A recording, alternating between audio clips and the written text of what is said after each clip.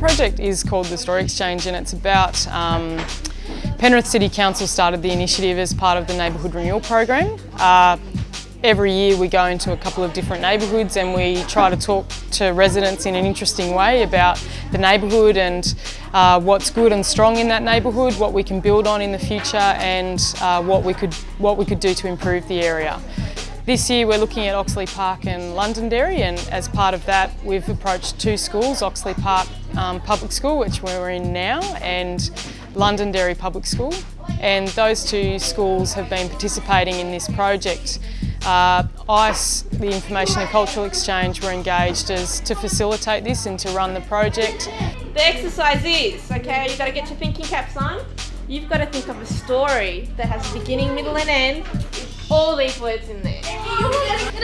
The kids have learnt about photography, about Photoshop, all of those kinds of things, and have put together projects that look at what it is that's really important to them in this neighbourhood and in their lives generally. I've learned a lot of things. I've learned like how to hold how to use camera properly. We go onto a website called Photoshop, and we have to take photos of our environment and the area of Oxley Park, and then we put it on Photoshop, and we can distort it, take out red eye, and we can do white balance, fill light. It's about finding interesting ways of engaging communities. So young people are interested in digital arts and digital culture.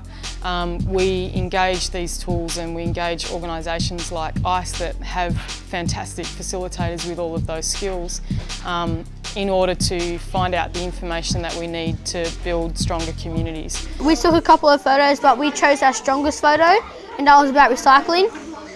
And this is ours. Recycling is the main part of keeping the environment clean. What is it about Oxley Park that you think is important? Our parks and schools and young people. They create concepts about what kinds of photos they would like to take. They then have a couple of weeks to go and take photos. In the second session we reviewed the photos and worked on them in Photoshop. The facilitators taught the young people about Photoshop, got them registered and got them excited about it. And then in this final session they get their photos back. They create a creative writing piece about the photo and put them together ready for exhibition. You get to just distort all the pictures that you took of Londonderry, and you get to decorate them and all that stuff. What's unique about Londonderry? That it has very nice people at Londonderry, and we care for the environment, and we have compost bins. If the Penrith City Council took your photo really serious and used it in a proper situation, how would you feel? Good. I feel important. More than good, yeah. I wanted to change the colour because the monkey's saying green is fresh, but where did all the green go? There'll also be a large exhibition in July which will include the works of the primary school students as well as some adolescent filmmakers who'll do stage 2 of the Story Exchange. People turn to music. I don't see that there would be any need for fighting or wars or gangs at all. I live in Cranebrook.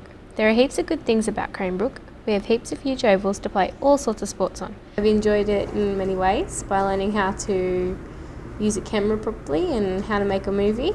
I have learned how to get better pictures because every picture that I used to take, it was always directly in the centre, and I've learned how to edit sounds on the movie maker thingy. You know, any sort of creative expression is a great avenue, and I think in this case, you know, you can see in the films that there's a lot of pride in the communities that they live in, and some concerns as well. There are car crashes, people go missing, car tyres screeching, and a whole lot more. The council is actively going out to try and find out what's going on in the community, and I think they're using an excellent approach by engaging young people with what they enjoy. And with the current age now, with technology blooming, it's probably the best way you could get your answers.